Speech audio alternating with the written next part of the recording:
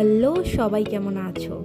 ইচ্ছে তো করেই বলো রোজকার ব্যস্ততা কাটিয়ে পাহাড়ে যেতে, কিন্তু সব সময় পকেট পারমিট করে না। তাই তোমাদের জন্য এমন একটা ট্যুর নিয়ে এলাম যেখানে গেলে তোমরা পাহাড়, চা বাগান, পাহাড়ি নদী, আবার বিদেশও ভ্রমণ করার সুযোগ পাবে। হ্যাঁ, ঠিক শুনেছো, বিদেশ।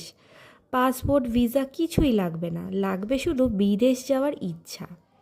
অনেক বকেছি, এবার মেন পয়েন্টে আসি।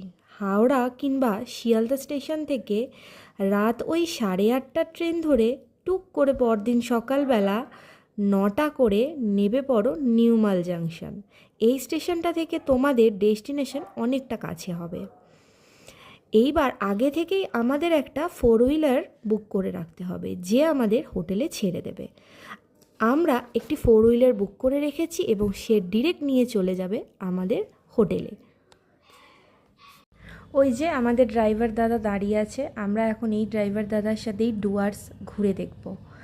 সঙ্গে যেতে যেতে রাস্তাঘাট, পথঘাট, মানুষজন দেখতে দেখতে আমরা পৌঁছে যাচ্ছি আমাদের হোটেল অলিভ গ্রিন রিসর্ট। এই হোটেলটি গ্রাম্য পরিবেশ ও নিস্তব্ধতার মধ্যে এই হোটেলটা বাংলো বাড়ির কম কিছু না। সামনের গার্ডেনটা আর ভিতরে ছিল বাঙালিয়ানার এক অনবদ্য মেলবন্ধন, যেটা না হলে বাঙালির ট্যুরটাই অসম্পূর্ণ।